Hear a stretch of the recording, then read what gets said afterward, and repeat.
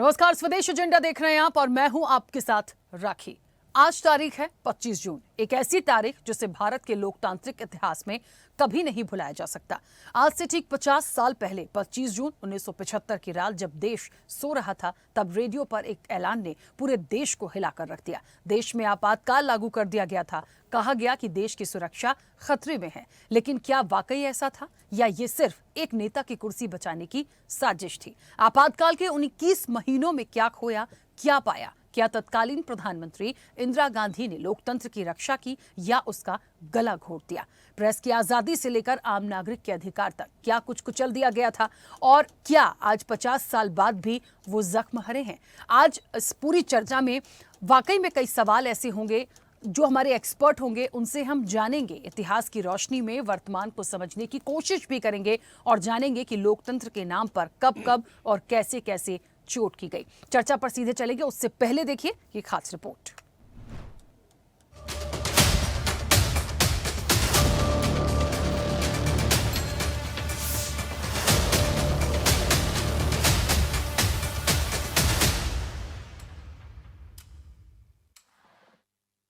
भाइयों और बहनों, राष्ट्रपति जी ने आपातकाल की घोषणा की है। इससे आतंकित होने का कोई कारण नहीं है। यही वो तारीख थी जो भारतीय लोकतंत्र पर हमेशा एक काला धब्बा बनकर रहेगी। इस घटना को आज ठीक 50 साल हो गए जब देश की तत्कालीन प्रधानमंत्री इंदिरा गांधी ने एक ऐसा फैसला लिया जिसने भारत को लोकतंत्र से तानाशाही की ओर धकेल दिया। ये फैसला था देश में आपातकाल यानी इमरजेंसी लागू करना। इंदिरा गांधी को इतिहास में अक्सर लौह महिला कहा जाता है, खासतौर पर उनकी विदेश नीति और युद्ध में लिए गए कड़े फैसलों के लिए। लेकिन वहीं दूसरी ओर 25 जून 1975 का उनका फैसला आज भी यह सवाल छोड़ता है, क्या वह वाकई लौह महिला थी? करीब 25 महीने तक देश में ऐसा माहौल रहा जिसे आज भी भारत के लोकतांत्रिक इतिहास का सबसे काला दौर माना जाता है। इमरजेंसी के दौरान क्या हुआ, पहले ये जान लेते हैं। ऑल इंडिया रेडियो पर जैसे ही तत्कालीन प्रधानमंत्री इंदिरा गांधी ने आपातकाल की घोषणा की, उसके बाद ही विपक्ष के बड़े नेताओं पर पुलिस ने एक्शन शुरू कर दिया। जयप्रकाश नारायण, मोरारजी देसाई, अटल बिहारी वाजपेयी, लाल कृष्ण आडवाणी समेत लाखों नेताओं और कार्यकर्ताओं को गिरफ्तार कर जेल में डाल दिया गया। इसके साथ ही लोकतंत्र का चौथा खंभा कहे जाने वाले मीडिया पर लागू हो गई सेंसरशिप। सरकार की ओर से प्रेस के लिए दिशा निर्देश जारी कर दिए गए थे। अफवाहों और आपत्तिजनक खबरों को छापने की मनाही थी। सभी कार्टून तस्वीरों को पहले सेंसरशिप के लिए सौंपना पड़ता था। अफसरों को न्यूज एजेंसियों के दफ्तरों में तैनात कर दिया गया था। संपादकों को चेताया कि सरकार बकवास बर्दाश्त नहीं करेगी। ऐसा अंग्रेजी राज में भारतीय अखबारों के साथ होता था। बिना सर्च वारंट के पुलिस अखबार के दफ्तर में घुस जाती थी। कर्मचारियों को बाहर कर प्रेस पर ताले जड़ दिए गए थे। विदेशी न्यूज एजेंसियों से आने वाली कॉपी जांची जाती थी। विदेशी पत्रकारों को भी सेंसर कर दिया गया था। 24 घंटे में भारत से बाहर भेजने की धमकी भी दी गई थी। सिर्फ प्रेस ही नहीं, देश भर में असहमति जताने वाले लाखों लोगों को बिना मुकदमे के जेल में डाल दिया गया था। इस दौरान संजय गांधी की अगुवाई में दिल्ली की झुग्गियों को जबरन तोड़ा गया। पूरे देश में जबरन नसबंदी अभियान चलाया गया। कि संविधान हत्या दिन एक प्रकार से थोड़ा कठोर शब्द है, निर्मम शब्द है, मगर सोच विचार कर ये दिन का नाम रखा गया, क्योंकि जिस प्रकार से आपातकाल में देश को एक जेल खाना बनाकर रख दिया था, देश की आत्मा को मूंगा कर कर रख दिया गया था, न्यायालय के कान को बहरा कर कर रख दिया गया था, लिखने वालों की कलम से स्याही ही निकाल दी गई थी। वो पूरे कालखंड का वर्णन इतने कठोर शब्दों के साथ ही करना चाहिए, तभी युवा पीढ़ी को मालूम पड़ेगा कि क्या हुआ था। उस आपातकाल के दरमियान लोकतंत्र सेनानी के नाते से हमारे राष्ट्रीय स्वयंसेवक संघ और बाकी पूरे विपक्ष ने अलग अलग प्रकार से इसकी लड़ाई लड़ी है। लोग निरपराध उस जेलों में बंद हुए 19 महीने के लिए, उन पे बेइंतहा अत्याचार किए गए। कई कष्ट से हमारे लोकतंत्र सेनानियों ने लोकतंत्र की रक्षा की। मैं तो 11वीं में पढ़ता था।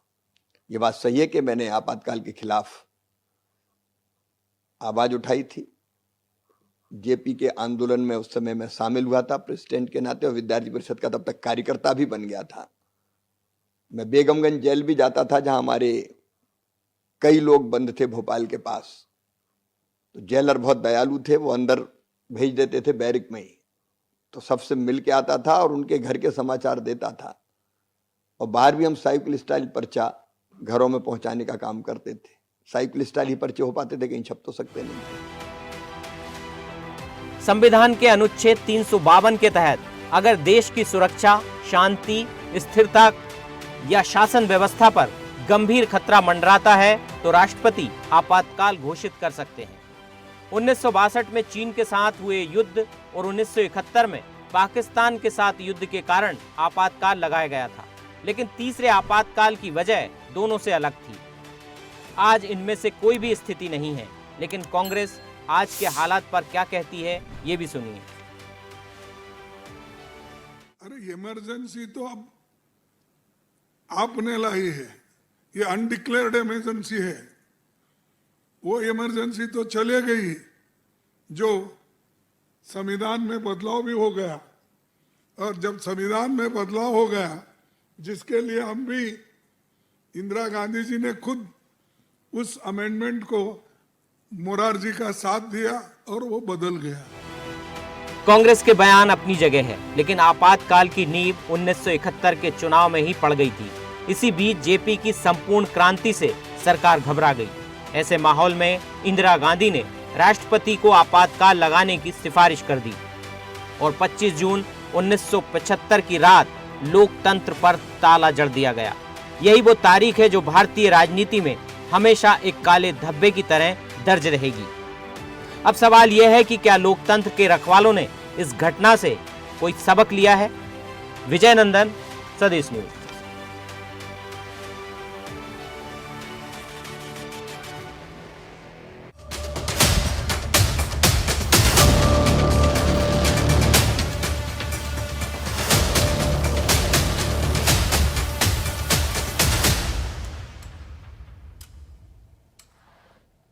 बिल्कुल, तो आपातकाल की प्रेत छाया, ये हमें इस लाइन पर समझने की ज़रूरत है कि इमरजेंसी का जब जब जिक्र होता है, सब सुन के ही सोचते हैं कि क्या वो दौर था। और आज तक 50 साल इस हो चुके हैं आपातकाल को, उसे आज तक भुलाया नहीं गया है। जो चीज़ें हुई हैं, जैसा जैसा हुआ है, उसे ना तो भुलाया गया है और शायद भुला भी नहीं सकते। और कहीं ना कहीं इस इमरजेंसी को लेकर, क्योंकि किसकी सरकार थी, किसका नेतृत्व था, और इंदिरा गांधी का जहां तक जिक्र हुआ, उसके बाद आज तक कांग्रेस इसको लेकर तमाम बातों को सुनती आई है, हमेशा कहते हैं कटघरे में रही है और शायद रहती आएगी, क्योंकि जो हुआ है उसे हम नहीं भुला सकते। आज 50 साल हुए हैं, ऐसे और साल निकलते जाएंगे, लेकिन हमें ये देखना पड़ेगा कि आज यदि कांग्रेस इस चीज़ पर कहती है कि इन 11 सालों को हम अघोषित आपातकाल कहते हैं वर्तमान की सरकार को देखते हुए, तो क्या वाकई जो उसके जख्म है वो हरे हैं? क्या वाकई एक कोई बड़ा संदेश नहीं है?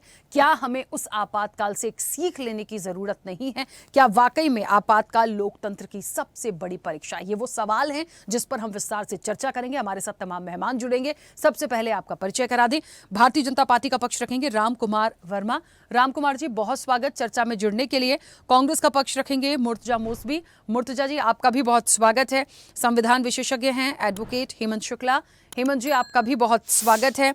वरिष्ठ पत्रकार डॉक्टर कुमार राकेश अब से कुछ देर में हमारे साथ जुड़ेंगे, उनका भी स्वागत है, फिलहाल कनेक्ट नहीं है। मीसाबंदी हैं हमारे साथ तपन भौमिक, वो भी हमारे साथ इस चर्चा में जुड़ गए हैं। तपन जी, आपका भी बहुत स्वागत है। और स्वदेश न्यूज़ के channel head RP Srivastava ji हमारे साथ जुड़े हैं। आरपी श्रीवास्तव जी, आपका भी बहुत स्वागत है। चर्चा की शुरुआत सबसे पहले मुझे लगता है हेमंत जी, पहले आपसे करूंगी। मुझे सुन पा रहे हैं? जी राखी जी। हाँ, हेमंत जी, चर्चा की शुरुआत आपसे इसलिए कर रही हूँ क्योंकि आपातकाल का जिक्र होता है, राजनीतिक रूप से आएंगे, लोकतंत्र की दृष्टि से भी समझेंगे, लेकिन हम संविधान की दृष्टि से भी समझेंगे। अब क्यों समझेंगे? क्योंकि जब किसी भी सरकार के दौरान कोई भी इमरजेंसी की बात आती है और वो एक ऐसा आपातकाल जिसके बाद जिसे आज तक हम चीज़ों को देख रहे हैं, जो वाकई में आज भी एक काले धब्बे की तरह है जिसको भुलाया नहीं जा सकता। इस बीच में आज के परिदृश्य में संविधान बचाने की वर्सेस संविधान हत्या की भी बात होती है। कैसे इस आपातकाल को इन 50 सालों में आप देखते हैं? देखिए राखी जी, सबसे पहले तो मैं आपके चैनल का धन्यवाद ज्ञापित करता हूं जिन्होंने आज इस ज्वलंत मुद्दे को उठाया। आज लगभग 50 वर्ष हो गए आपातकाल इमरजेंसी को डिक्लेयर हुए और भारत के अंदर ये तीसरी इमरजेंसी थी। इससे पहले 1962 में जब चीन के साथ में हमारी वॉर हुई थी तब इमरजेंसी डिक्लेयर की गई थी। उसके बाद में 1971 में पाकिस्तान के साथ में जब वॉर हुई तब हमारे देश में इमरजेंसी डिक्लेयर की गई। उसके बाद में ये दो इमरजेंसी वॉर को ध्यान में रखते हुए डिक्लेयर की गई थी। बट पहली बार देश में ऐसा हुआ जब पॉलिटिकली तौर पर कॉन्स्टिट्यूशन को being as a weapon use किया गया, नॉट ए शील्ड। और उस टाइम पे 25 जून 1975 के दिन तत्कालीन प्रधानमंत्री इंदिरा गांधी ने राष्ट्रपति फखरुद्दीन अली अहमद से ये इमरजेंसी डिक्लेयर करवाई गई थी। इसके बाद में इमरजेंसी, देखिए हमारा जो एक कॉन्स्टिट्यूशन है, ये कॉन्स्टिट्यूशन प्रभुत्व संपन्न, समाजवादी, पंथ निरपेक्ष, धर्म निरपेक्ष और पूरी तरीके से सेक्युलर और एक अच्छा संविधान है। इस संविधान के ऊपर इमरजेंसी जो है ये एक कुठाराघात है। और ये हमारे देश के जो जितने भी चैप्टर्स लिखे जाते हैं, हमारे देश की हिस्ट्री के जितने भी चैप्टर्स लिखे जाते हैं, उस चैप्टर के अंदर ये एक काला इतिहास है जिसने पहली बार देश की डेमोक्रेसी के ऊपर, देश के लोकतंत्र के ऊपर प्रहार किया था और जिसमें प्रेस की सेंसरशिप को पूरी तरीके से प्रेस को पूरी तरीके से सेंसर्ड कर दिया गया था। आर्टिकल 19 के अंदर जितने भी 6 समानता के अधिकार हैं, उन 6 समानता के अधिकारों को पूरी तरीके से समाप्त कर दिया गया था। सिर्फ आर्टिकल 20 और आर्टिकल 21 इसके अंदर मेंटेन रहते हैं।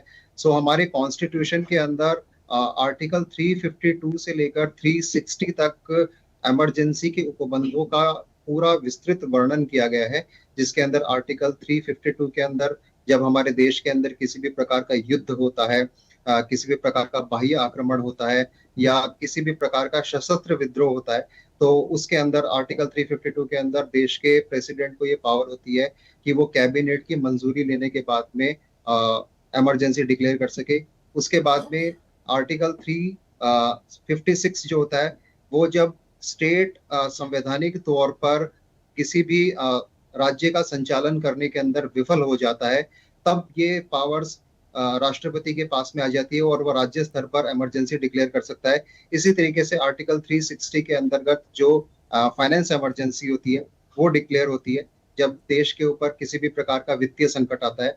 सो मेरा ये मानना है कि हम इमरजेंसी को हमारे देश से हटा नहीं सकते, भुला नहीं सकते।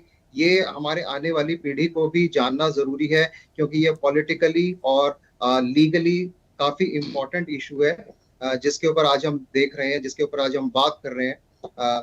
और एक तरीके से आज की अगर बात करूं कि ये अनडिक्लेयर्ड इमरजेंसी है, तो ये सिर्फ एक पॉलिटिकल हथकंडा है। मुझे नहीं लगता कि देश में किसी भी प्रकार से कोई अनडिक्लेयर्ड इमरजेंसी जैसा कोई माहौल है।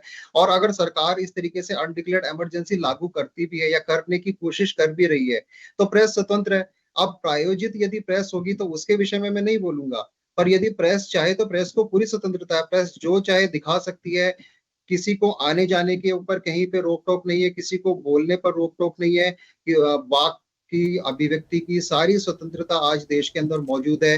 देश के जो कोर्ट हैं, जो हमारा सुप्रीम कोर्ट है, हाई कोर्ट्स है, सेशंस कोर्ट है, सारे कोर्ट्स है, कॉन्स्टिट्यूशन है, वो इक्वली अपना काम कर रहा है। देश की सरकारें अपना काम अच्छे से कर रही है।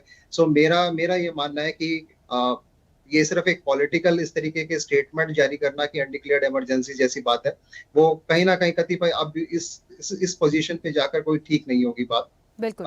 So that's all. ये मेरा एक ओवरऑल पॉइंट ऑफ व्यू था अभी तक जो भी डिबेट डिस्कशन हुआ उस पे। बिल्कुल हेमंत जी, बिल्कुल ठीक है, वापस आऊंगी। राम कुमार जी, मुझे सुन पा रहे हैं?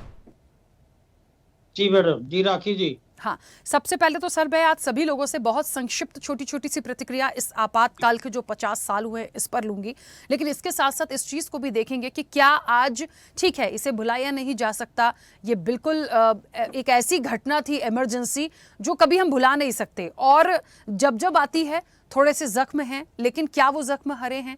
लेकिन राजनीतिक रूप से भी हमें समझना पड़ेगा कि क्यों इस चीज़ को बार बार ऐसे उछाल के सामने लाया जाता है, क्योंकि उसका रिवर्ट भी मिलता है, फिर कांग्रेस कुछ और कहती है। तो सिर्फ इसलिए नहीं कि आप भारतीय जनता पार्टी का पक्ष रख रहे हैं तो इमरजेंसी पे हम सिर्फ विरोध की बात करें, एक्चुअल में हमारे लोकतंत्र के लिए आज वर्तमान स्थिति में यह कितना बड़ा संदेश है?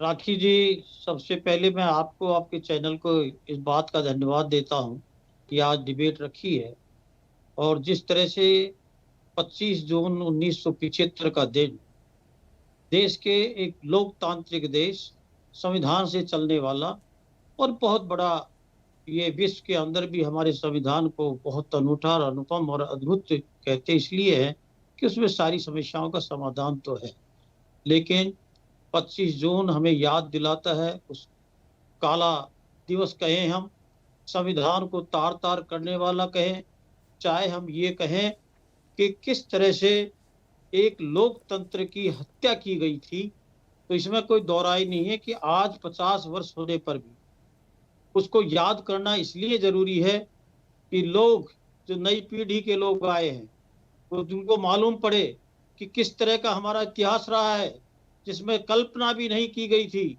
जैसा कि आदरणीय हेमंत जी ने स्पष्ट किया है, संविधान के अंदर जिस तरह 352 से लेकर के 360 तक, और जो जिस तरह के प्रावधान है, कैसे इमरजेंसी लगे, आंतरिक या बाह्य कोई इस तरह की सुरक्षा की कोई दिक्कत आ रही हो या वित्तीय संकट हो, लेकिन इसमें कोई दोहराई नहीं है। मैं पॉलिटिकल स्टेटमेंट नहीं दे रहा मैं, लेकिन एक्चुअल बताता हूं, आप भी महसूस करेंगे।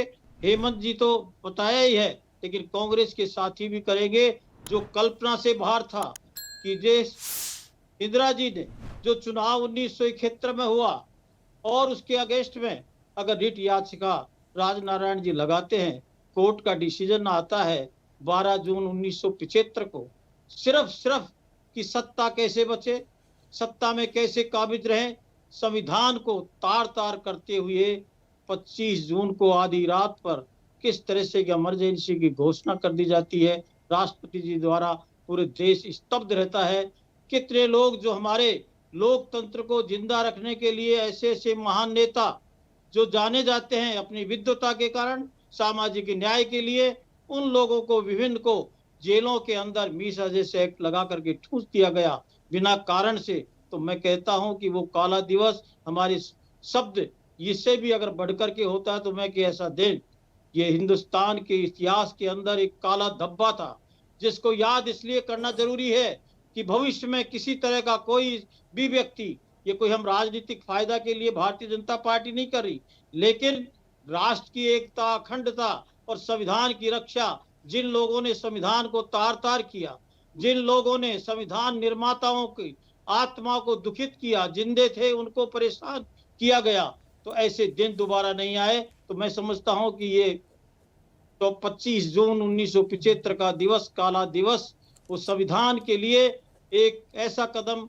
उठाया कि वह संविधान की हत्या कहे, संविधान को तार तार किया या लोकतंत्र की हत्या की, इससे बढ़कर भी इस तरह का दिन नहीं आए। और 352 का जिस तरह का दुरुपयोग किया गया सिर्फ सत्ता के लिए, एक व्यक्ति को सत्ता में रहे, न्यायपालिका को सुपरसीड किया गया, सामाजिक न्याय को, मौलिक फंडामेंटल राइट्स को भी उसमें स्तब्ध, सस्पेंड कर दिए गए, स्वतंत्रता आपके मीडिया की, प्रेस की, उस पर सेंसरशिप लागू की गई।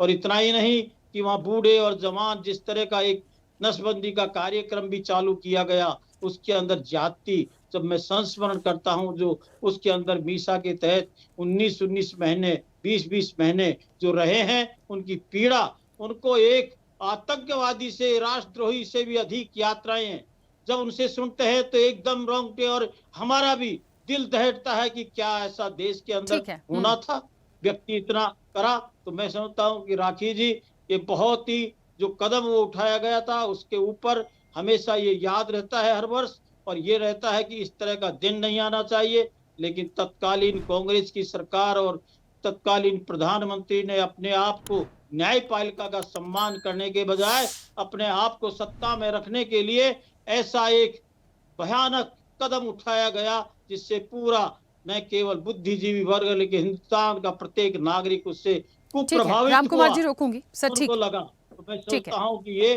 काला दिवस के रूप में इतिहास इसमें जानेगा, आने वाली पीढ़ियां भी जानेगी, जिससे कि ऐसे दिन दोबारा से नहीं बिल्कुल ठीक है। मुर्तजा जी मुझे सुन पा रहे हैं? आपकी आवाज आ रही है मैडम? मुर्तजा जी, इस आपातकाल को, हाँ मैं एक छोटा सा सवाल लूंगी फिर आप अपनी बात रखिएगा।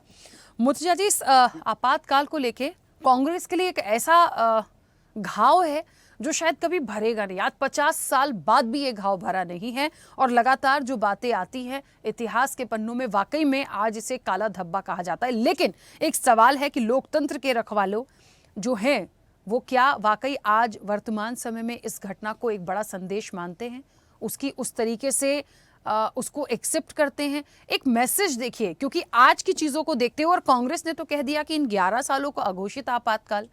क्यों? क्योंकि आपातकाल अपने आप में एक ऐसा शब्द है कि जिसको सुन के ही लोग सोचते हैं कि सिर्फ इसकी आलोचना होनी है।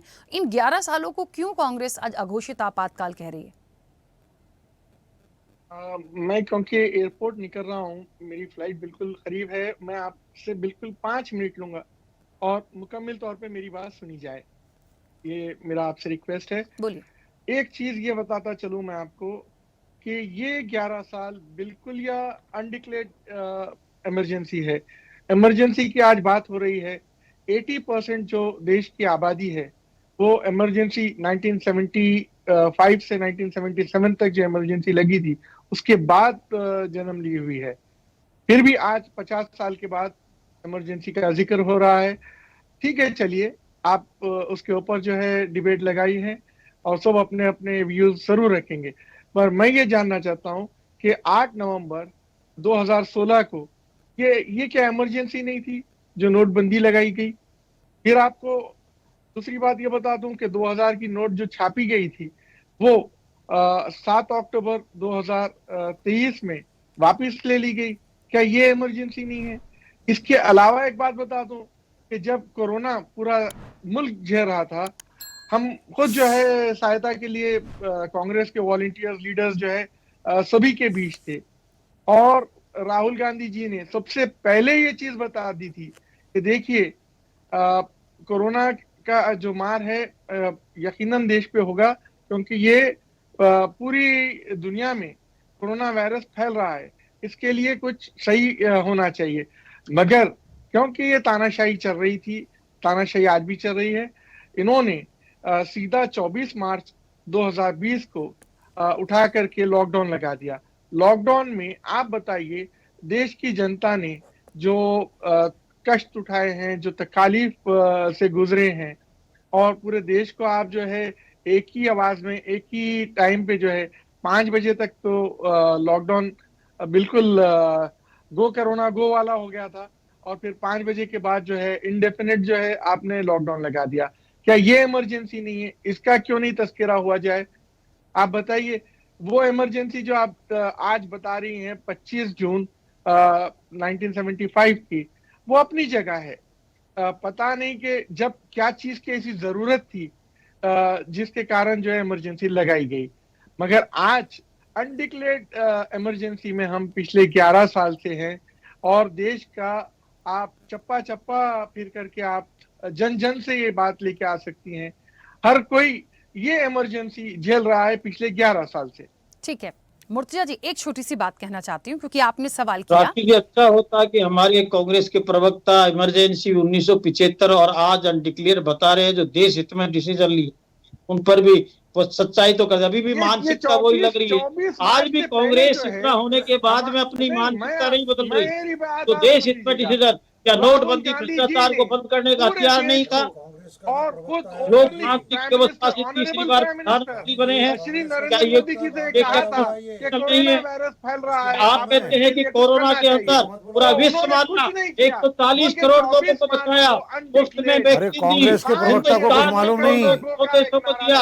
क्या उसके भी आप कह रहे हैं कि वो भी डिसीजन इसको इमरजेंसी मानते हैं? देश के मजदूर, मानसिकता, देश की महिलाओं ने अपने क्या अपने गांव मानसिकता जाने है? के लिए आज खुद के सौ डिसीजनों को ये किलोमीटर, हजारों किलोमीटर जो है पैदल कहते हैं। चली। आप अभी भी बताइए, ये क्या ये इमरजेंसी बोली- नहीं है? एक आप दिन ये के बता दीजिए कि जो देश मान का के तमाशा कहते हैं वो रामकुमार जी constitution एक की सेकंड रुकिए, एक सेकंड रुकिए। कुछ एक इम्पोर्टेंट बात है वो आनी बहुत जरूरी है, उसे मैं क्लियर करूंगी और मैं इसलिए करूंगी क्योंकि उन्होंने बात उठाई थी। मुर्तजा जी, जैसे आपने बोला कि 1975 की जो इमरजेंसी है उसे आप आज बोल रहे हैं कि नोटबंदी इमरजेंसी थी। सर वहां पे एक बात देखिएगा, नोटबंदी के दौरान क्या किसी की सत्ता जा रही थी? क्या नोटबंदी के बाद विपक्षियों को या जो विपक्ष के नेता थे उनको जेल में ठूसा गया था? क्या कोविड के टाइम पे ये हुआ? मैं क्रॉस नहीं कर रही हूँ, देखिए आपातकाल के सही पहलू पे बात करना है। मेरा मकसद ये नहीं कि मैं आपातकाल को लेकर कांग्रेस को खरी खोटी सुनाऊं, बट हमें उस पॉइंट्स को रखना पड़ेगा जो अहम है। मैं आपको 2-3 चीजें बता दूं कि 1975 में जो इमरजेंसी लगाई गई थी, यकीनन कुछ कारण होंगे जो लगाई गई थी, और उसके अलावा कालाबाजारी बिल्कुल आम हो गई थी। और इनकी सरकार ने लगाए, प्रधानमंत्री इनके थे। उस चीज में जरूरत थी, अगर वो टाइम पे जरूरत थी तभी लगाई गई थी, और ऐसा अचानक इमरजेंसी नहीं हो गई थी, बल्कि माहौल वैसा क्रिएट हो गया था। आप बताइए। ताकि जी कहता हूँ कि ऐसे शब्द कम से कम इनको खिताब करना चाहिए। 2020 आज भी ये कह रहे हैं कि उसका कारण सही थे, जस्टिफाई कर रहे हैं, तो ताजुब होता है। रामकुमार जी वो इसलिए एक्सेप्ट नहीं करेंगे क्योंकि उस समय पे तत्कालीन प्रधानमंत्री इंदिरा गांधी थी। आप इस चीज को समझिए, दूसरी चीज इसे समझिए कि आज तानाशाही रवैया कहा जा रहा है तो किसकी सरकार है आज वर्तमान में? आप उसको राजनीतिक रूप से आप दोनों लेके जा सकते हैं, लेकिन हमें तो हर पहलू पे बात करनी है। कह रहा हूँ कि जो चीज देश हित में हुई उनको भी ये क्योंकि मेरे पास समय कम है, मैं आगे जाकर के कुछ बता नहीं पाऊंगा। हाँ बोलिए। मैं आपसे ये कह रहा हूँ कि राहुल गांधी जी ने क्या ये ओपन लेटर नहीं लिखा था? अध्यादेश आ रहा था, क्या वो संवैधानिक था? वायरस आ रहा है आप सरकार के द्वारा संसद के अंदर देश को, तो इन्होंने कुछ नहीं किया, बल्कि ये दूसरे अपने कामों में मसरूफ रहे। और उसके बाद 24 मार्च 2020 को जो लॉकडाउन लगाया गया, पहले तो ये कहा गया जी फिर वही लॉकडाउन आ गया। सर उस नोटबंदी और कोविड को हम क्यों उस इमरजेंसी से ला रहे हैं? मैंने अभी एक बड़ा एग्जांपल दे दिया। हजारों किलोमीटर अपने आप इसमें करिए कि इमरजेंसी ऐसी नहीं होनी चाहिए। नोटबंदी जो थी, क्या नोटबंदी इमरजेंसी से कम है? अभी भी तानाशाही मान के ऐलान हो जाता है कि आपकी नोट का दमन करना। सर इमरजेंसी के बाद कौन से मीडिया संस्थान में ताला लगा, कौन से जो विपक्ष के नेता थे वो जेल में ठूस दिए गए? आप समझ नहीं रहे हैं 75 और आज की बात में। ये आरबीआई की छपी हुई नोट जो है उसको आपने रद्दी बता दिया। सर मैं क्या पूछ रही हूँ, आप क्या बोल रहे हैं? तो मैं आपसे ये कह रहा हूँ कि 11 साल आरबीआई के नोटों की इस तरह से पैरेलल साल से हम जो है करना था, इमरजेंसी में है, और डिसीजन को बोला जा सकता है तानाशाही रवैया, डिसीजन को बोला जा सकता है तानाशाही रवैया, लेकिन 1975 की इमरजेंसी को नोटबंदी से जोड़ना ठीक नहीं होगा। मुर्तजा जी मैं ये कह रही हूँ, डिसीजन इमीडिएट हुआ, अचानक से हुआ, लोग परेशान हुए, बाद में उसके क्या फ्रूटफुल रिजल्ट है वो एक अलग बात है। कि जिस दिन हम पाकिस्तान के जवाब दे रहे थे, उसको आज तक जो है पार्लियामेंट में आप एयर स्ट्राइक कॉल कर रहे हैं, तो आपने कभी स्ट्राइक के बिल्कुल हम है कि ऑपरेशन सिंदूर के लिए आपातकाल में ऑपरेशन सिंदूर आ गया। आप लोग तो पूरा ही राजनीतिकरण कर देंगे इस इमरजेंसी का। आपने सिर्फ मैं पॉइंट पे रख रही हूँ, आप उधर कोई ऑपरेशन सिंदूर जा रहा है, कोई कोविड में जा रहा है। चलिए अब आप दोनों रुक जाइए, मैं रिक्वेस्ट कर रही हूँ प्लीज, समय दिया क्योंकि मुर्तजा जी आपकी फ्लाइट थी, मैंने समय दिया, लेकिन बाकी मेहमान वेट कर रहे हैं। प्लीज मैं आप दोनों को बीच में रोकूंगी। मैं इजाजत लेता हूँ, मगर हम जो है एक बात कहता हुआ चलो। हाँ बोलिए। कि पिछले 11 साल से इमरजेंसी में है और नहीं पता कि ये इमरजेंसी कब खत्म होगी। मैं इजाजत लेता हूँ। ठीक है, तो स्वतंत्रता है। ठीक है मुर्तजा जी, बहुत शुक्रिया हमारे साथ जुड़ने के लिए। चलिए, कांग्रेस अभी हमारे साथ चर्चा में नहीं है, उन्हें कहीं जाना था। और मुझे लगता है तपन जी, मुझे ऐसा लग रहा है काफी देर से आप कुछ कहना भी चाह रहे थे इमरजेंसी को लेके। कांग्रेस का तो खैर अब वो चले गए, अब वो नहीं सुनेंगे, लेकिन हमें इस चीज को समझना पड़ेगा कि क्या राजनीतिकरण करना जरूरी है। हम किस इमरजेंसी की बात करते हैं, आज वर्तमान में उसका कितना बड़ा संदेश है, क्या जो लोकतंत्र के रखवाले हैं जो इसकी बात करते हैं उन्होंने इससे कोई सबक लिया? रानी जी, सबसे पहले तो स्वदेश न्यूज़ को मैं धन्यवाद दूंगा।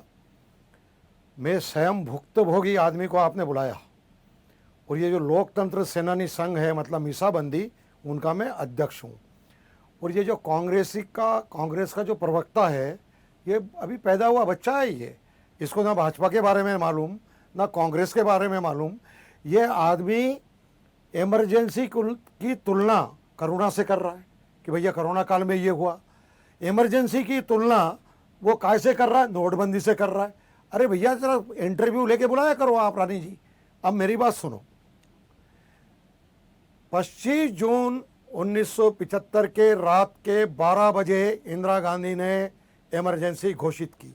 25 जून को ही क्यों की?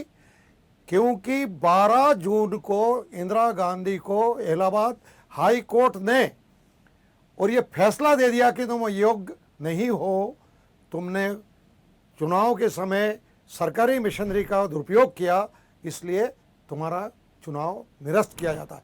किसने लगाई थी याचिका? राजनारायण जी ने। फैसला किसने दिया? जस्टिस सिन्हा ने।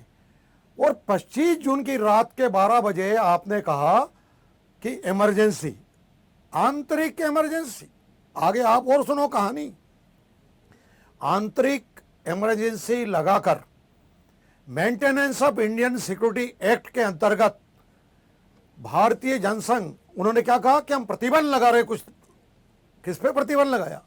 राष्ट्रीय स्वयंसेवक संघ, विश्व हिंदू परिषद, जमायती इस्लामी, जमायती उल उलेमा और आनंद मार्ग, नाम मात्र का उनके ऊपर लगा। इसलिए लगाया, हमने कहा भाई आनंद मार्ग, जमायती इस्लामी, जमायत उल उलेमा का क्या काम? उन्हें कहा कि भाई सबको समावेश करना पड़ता है। खैर छोड़ो। दूसरे दिन 26 जून को अपन भोपाल में बैठे हैं, इसलिए मैं भोपाल की बात भी अच्छे से कर सकता हूं कि भोपाल के 16 साल की उम्र में ये तपन भौमिक आपके सामने जो बैठा है, ये भोपाल के जेल में था। पूरे देश को जेल बना दिया उनने। एक आदमी को मीसा में पकड़ के लेके बंद कर दिया, कुशाभाऊ ठाकरे जी को, बाबूलाल गौर जी को, कैलाश नारायण सारंग जी को, तपन भौमिक को, शिवराज सिंह चौहान को। हमारी उम्र कितनी थी? आप कोर्ट नहीं जा सकते। कांग्रेसी प्रवक्ता सुन नहीं रहे शायद। हम कोर्ट नहीं जा सकते, ना कोई अपील, ना कोई दलील, अरे ना कोई वकील। तो कितने दिन के लिए जाओगे भाई? नहीं मालूम। इंदिरा गांधी जब तक चाहेगी तब तक देश में इमरजेंसी लगा रहेगा, और जब तक इमरजेंसी लगा रहेगा तुम्हारे ऊपर maintenance of Indian security act MISA लगा रहेगा, और तुम जेल के आहनी दीवारों के अंदर रहोगे। एक कैदी, मैं भोपाल की जेल की बात बता रहा हूं, एक कैदी 20 साल की सजा हुई उसको, वो परीक्षा दे सकता है, लेकिन तपन भौमिक और शिवराज सिंह चौहान परीक्षा नहीं दे सकता। क्यों भाई? आपके मौलिक अधिकारों को समाप्त कर दिया। अरे वारे इंदिरा गांधी, वारे इमरजेंसी। और इमरजेंसी लगाकर हॉस्पिटल में इलाज के अभाव में, जेल के हॉस्पिटल में, वहां से हमीदिया भेजा जाता है, इसी भोपाल के जेल में। और हशमत वारसी की मृत्यु हुई मेरे आंखों के सामने। उसकी तुलना कर रहे 11 साल से। अरे इनका होगा क्या? मति भ्रष्ट हो गई कांग्रेसी होगी। एक बात और मैं बताना चाहूंगा, इमरजेंसी में घोर अत्याचार हुआ। और अच्छा है रानी जी, आपका जन्म नहीं हुआ, नहीं तो आप भी जेल में होती। इसे इस देश के अंदर सबसे पहले कुठाराघात संघ के स्वयंसेवक, विश्व हिंदू परिषद, भारतीय जनसंघ और साथ साथ पत्रकार, ये कहते हैं कि लोकतंत्र का चौथा स्तंभ पत्रकार है। लोकतंत्र का चौथा स्थान जो है, खंबा क्या है? समाचार पत्र। 3,500 समाचार पत्र को बंद कर दिया गया। 3,500। 148 पत्रकारों को जेल में हंटर मारे गए। उस पत्रकार का नाम, पता, घर का सब दूंगा मैं आपको, उनके घर जाइए। हमारे भोपाल के तो एक जोरदार घटना बताऊं आपको। एक दासवानी करके पत्रकार थे भेड़ागढ़ के, उसने एक पेपर निकाला, आज की आवाज। उसने आज की आवाज का पहला ही प्रकाशन हुआ, दूसरे दिन वो जेल में हमारे पास। हमने कहा दादा तुम कहाँ से? बोले आज की आवाज। और एक चीज और बताऊं, पहले कलेक्टर पेपर को पढ़ेगा, इसको कहते हैं सेंसरशिप। और इस भोपाल में नहीं, हिंदुस्तान के सारे कलेक्टर पहले पेपर को पढ़ेंगे। पेपर को पढ़ने के बाद उसको अगर लगता है कि इंदिरा गांधी के खिलाफ कुछ लिखा गया, पेपर नहीं बटेगा मेरे भाई। कौन सी इमरजेंसी की बात कर रहे हो? 11 साल इमरजेंसी? अरे बारे पागलो, क्या हुआ तुमको? 11 साल को इमरजेंसी कह रहे? बिल्कुल। आगे और सुनिए, एक बात और मजेदार बताऊं। थोड़ा जल्दी से सर। हाँ। नहीं, पत्रकार की बात बता रहा हूं, आप उससे जुड़े हो।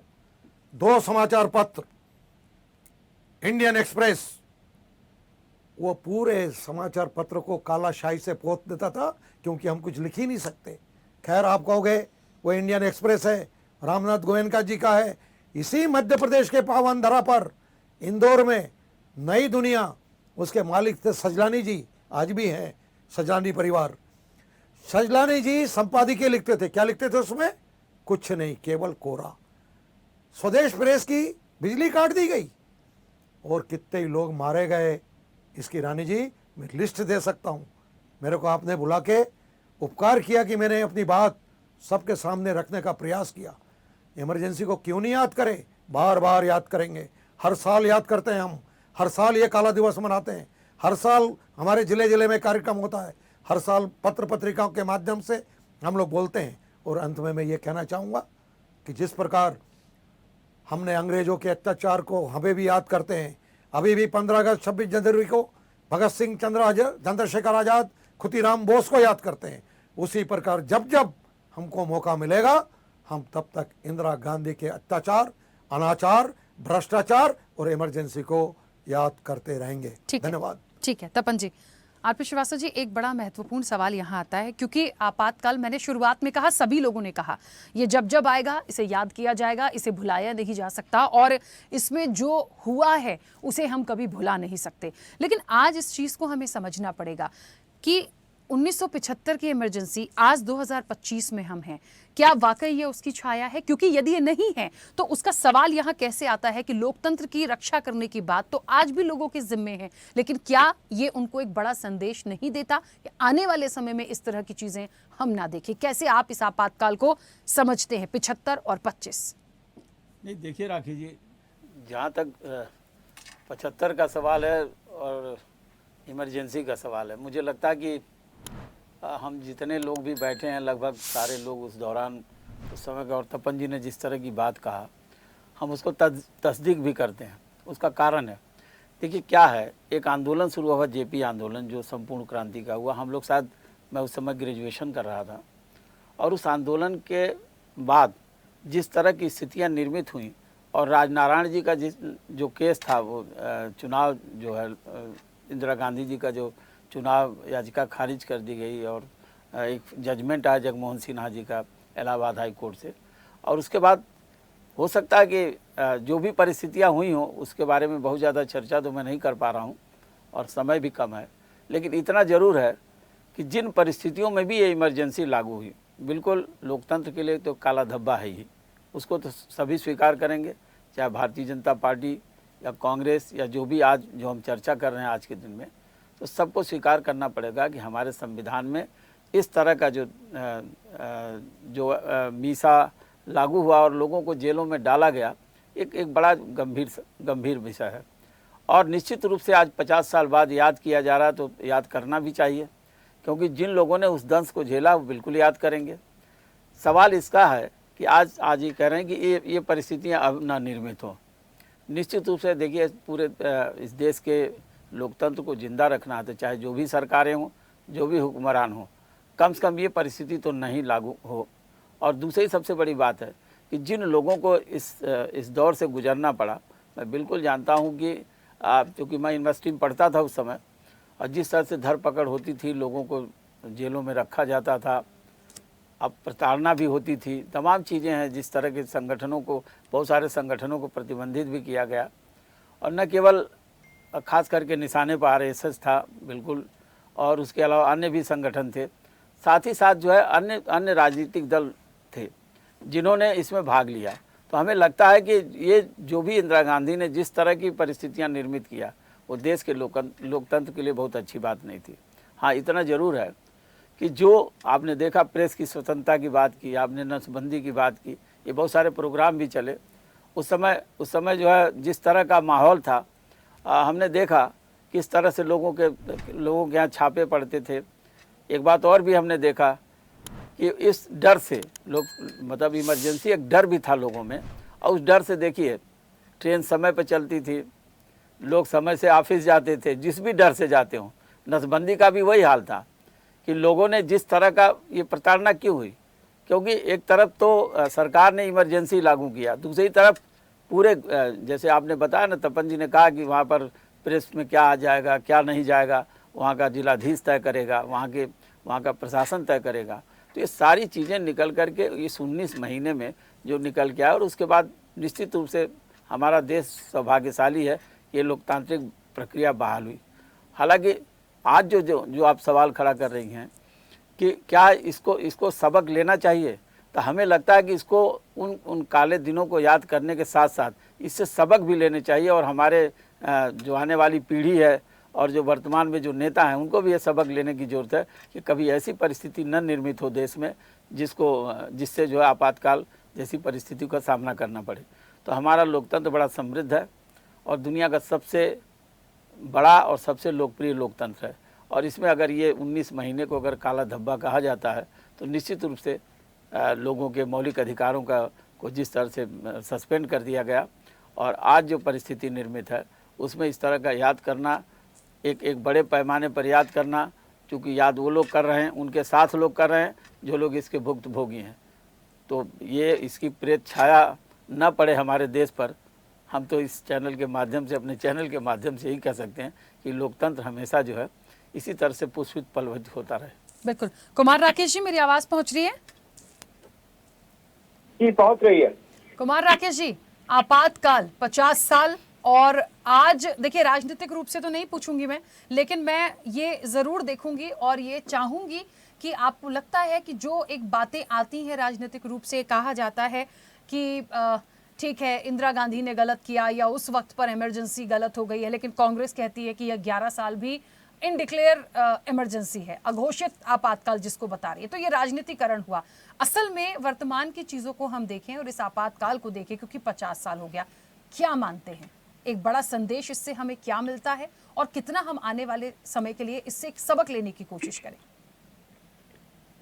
जो कांग्रेस के प्रवक्ता को आपने बुलाया था ना, उनको इतिहास की जानकारी थी ना भूगोल की जानकारी थी, और उसको यदि हम बकवास शब्द तो नहीं कहेंगे, निरर्थक अच्छा एक शब्द है, निरर्थक प्रलाप करके चले गए वो कि 11 साल का आपातकाल। उस आपातकाल की तुलना करते, वो आपातकाल देश के लिए आज के स्थिति को मैं आपातकाल नहीं मानता, अनुशासन काल मानता हूँ। देश जो अनुशासन से भटक गया था, अनुशासित हो रहा है देश, और अनुशासित मुद्रा में चल रहा है। लोगों के फितरतें बदल गई थी, लोगों के चेहरा चरित्र चाल बदल गया था। यदि वो सही हो रहा है किसी व्यक्ति के कारण, जिनका नाम माननीय प्रधानमंत्री नरेंद्र भाई मोदी है, पूरी टीम है, भाजपा की टीम है, जो राष्ट्रवाद के मूल सिद्धांतों पर टिकी है, तो विरोधियों के पास उनको विरोध करने के अलावा कोई चारा नहीं है। जहां तक विरोध की बात होती है तो नरेंद्र भाई मोदी का कहना है कि मेरा विरोध कीजिए, लेकिन जितने विरोधी हैं विरोध करते करते देश का विरोध करने लगते हैं, जो कि सबके लिए चिंता का कारण है और चिंतन का कारण है। जो लोग बोल के चले गए, जो बात करके चले गए, या जो कांग्रेस के लोग बोल रहे हैं, आज तक क्या कांग्रेस ने उस आपात के लिए माफी मांगी क्या? नंबर 1। नंबर 2, क्या वो आपातकाल देश के हित में था?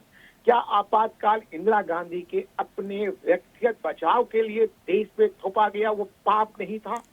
पाप नहीं था, महापाप था, जिन्होंने अपनी स्वार्थ सिद्धि के लिए, अपने पापों पे पर्दा डालने के लिए, अपने पुराने काले कारनामों को छुपाने के लिए उन्होंने देश को छू किया। और उनके पुत्र उससे कम नहीं थे, जिनका नाम संजय गांधी था। लेकिन हमारी प्रकृति जो है, हमारे देश की संस्कृति है, वो सबका हिसाब यही करती है। उस परिवार के साथ, ईश्वर न करे किसी के साथ हो, जो हुआ वो प्रकृति का न्याय कह सकते हैं या जो भी कहेंगे।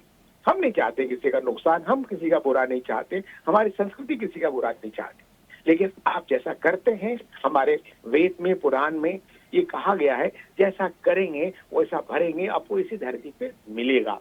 तो जो आप तुलना बात कर रहे हैं, पहले का जो आपातकाल था वो वास्तव में देश पे एक काला धब्बा था, जैसे श्रीवास्तव जी बता रहे थे, पूर्ण वक्ताओं ने बताया। और आज जो 11 साल का आपातकाल है, कांग्रेस को किसने रोका है? क्या क्या क्या नहीं बका कांग्रेस ने? कांग्रेस नेताओं ने देश के खिलाफ, देश के बाहर क्या क्या नहीं बोला? किसको बंद कर दिया गया?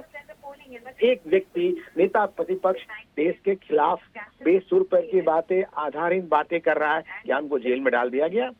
क्या किसी मीडिया को रोक दिया गया? या किसी को जबरदस्ती जेल में ठूस दिया गया?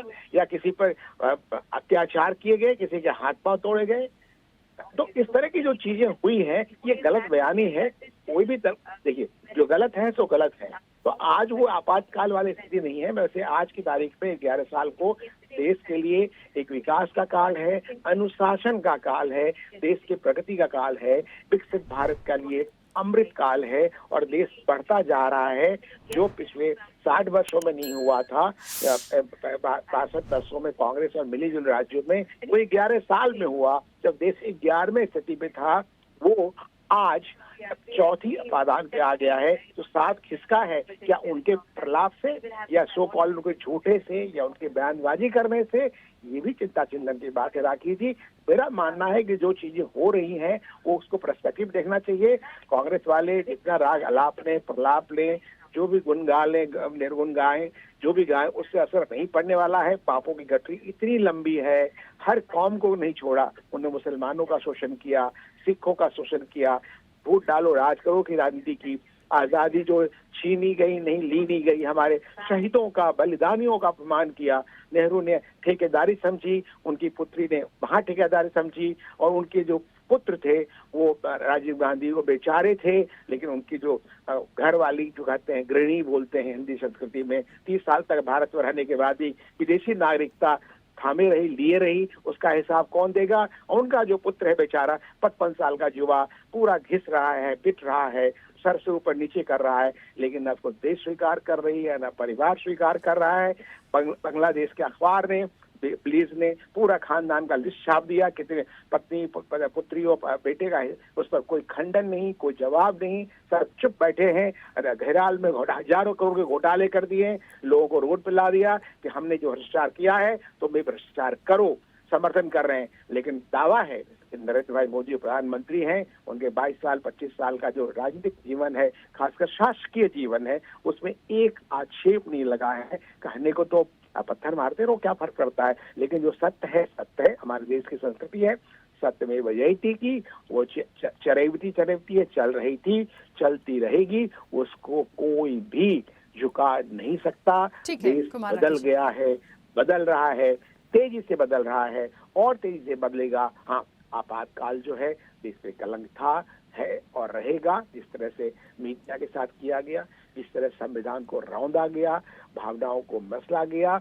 और प्रगति के नाम पे खुद देश की दादागिरी कही, उन्होंने देश को एक तरह से अपनी मिल्कियत समझ रखी थी। और जो भी आज तक हुआ देश के साथ, चाहे शास्त्री जी के साथ, उसके बाद जितने शासक आए, बेचारे चरण सिंह जी के साथ, सबके साथ उन्होंने बिना सत्ता के जल बिन मछली, नृत्य बिन बिजली। तो भाई वो कहते हैं कि बिना सत्ता के कांग्रेस नहीं रह सकती, और लगता आने वाले 20 वर्षों में, 25 वर्षों तक। ठीक है कुमार राकेश जी, मेरे पास समय की सीमा है। एक छोटा सा सवाल मैं हेमंत जी आपसे करूंगी, क्योंकि संविधान विशेषज्ञ हैं, मैंने शुरुआत ही वहां से कर दी थी, और फिर अभी संविधान की एक बात आई, कुमार राकेश जी ने जिस तरीके से कहा।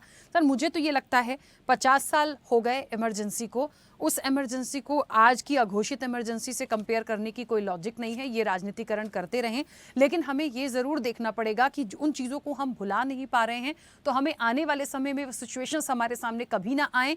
ये किसको, जिम्मेदारों को समझना है, दिग्गजों को, जिनको सरकार चलाते हैं उनको समझना है। तो ये उनके लिए एक संदेश जैसा भी है कि फ्यूचर में, भविष्य में हमारे साथ ये चीजें कभी ना हो। लेकिन बहुत अच्छी संविधान, बहुत अच्छी बात की, तुलना का मतलब नहीं, बहुत अच्छी बात है, बिल्कुल जी, थैंक यू कुमार राकेश जी। लेकिन हेमंत जी, एक छोटा सा सवाल आता है, संविधान को लेके हमने उसके इतने टुकड़े, उसके इतने ऑपरेशंस देख लिए इलेक्शन के दौरान, कि आज ये सवाल आता है, संविधान बचाने की बात होती है कि संविधान को खुद ही कुचलने का काम करते? ये भी एक निरर्थक प्रलाप है। एक लाइन जोड़ूंगा, बाकी जिनसे पूछना पूछ लीजिए। संविधान बचाने के, संविधान तोड़ करके बेच करके देश को पूरा निरर्थक करके वाले क्या बात करेंगे बचाने वाले। सॉरी, मैं बीच में मेरी भावना आई थी, मैंने जोड़ दिया, ताकि आप मुझे सवाल कर लीजिए। थोड़ा जल्दी से हेमंत जी। हाँ नहीं, देखिए राखी जी, संविधान को तोड़ा या संविधान को बचाने जैसी चीज की कोई बात नहीं है। संविधान अपने आप में इतना कैपेबल और इतना सशक्त है कि संविधान अपनी रक्षा खुद करने के अंदर कैपेबल है, वो सक्षम है। हाँ, देश के लिए देश की जरूरतों के हिसाब से कानूनों में थोड़ी बहुत तब्दीलियां होती आई है, वो आगे भी होती रहेंगी। इमरजेंसी के बाद में भी 42वां संशोधन आया, 44वां संशोधन आया, जिसके अंदर कुछ अमेंडमेंट्स किए गए। जैसे मैं बात करूं अगर 44वें संशोधन की, जिसमें पहले इमरजेंसी काल के अंदर जो आंतरिक विद्रोह था उसको इंक्लूड किया गया था, बट 44th अमेंडमेंट के बाद में इसको रिपील्ड करके इसको सशस्त्र विद्रोह के अंदर तब्दील कर दिया गया था। सो देश की जरूरतों के हिसाब से यदि देखो, संविधान होता है, कानून होता है, वो देश के नागरिकों के लिए होता है, और नागरिक जहाँ पे सुटेबल होते हैं, जहाँ पे कैपेबल होते हैं, उनके लिए होता है।